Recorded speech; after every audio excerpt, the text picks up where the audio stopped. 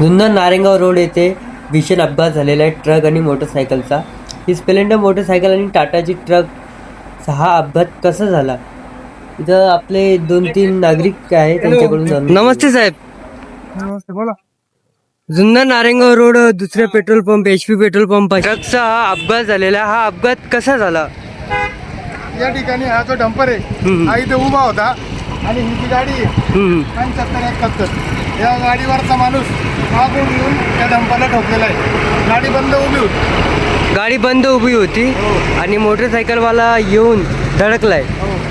त्याचं नियंत्रण हे झाल्यामुळं त्याला दवाखान्यात नेलेलं, डोक्याला मार लागलेला आहे. जास्त लागलेलं आहे का?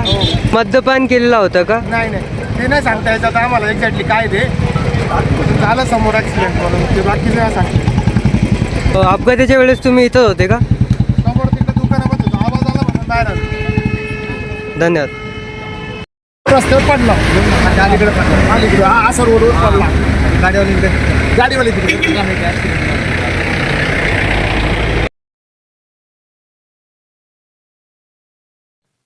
जुन्नर नारेगाव रोडवरील अपघातातील जखमी व्यक्तीची ओळख पटली आहे. शिरोली बुद्रुक गावातील रहिवासी मीनानाथ दिनकर शिंदे असे त्यांचे नाव आहे. स्प्लेंडर मोटरसायकल आणि टाटा ट्रक यांच्यात झालेल्या जोरदार धडकेत ते गंभीर जखमी झाले असून त्यांच्यावर रुग्णालयात उपचार सुरू आहेत. अपघात नेमका कशामुळे झाला याचा तपास पोलिसांकडून सुरू आहे. या घटनेमुळे परिसरात हळहळ व्यक्त केली जात आहे. अधिक माहितीसाठी आमच्यासोबत राहा आणि आवाज लोकशाहीचा या चॅनलला सबस्क्राईब करा आणि बेल बटन प्रेस करा, जेणेकरून तुम्हाला नवीन बातम्याच्या नोटिफिकेशन लगेच पडतील.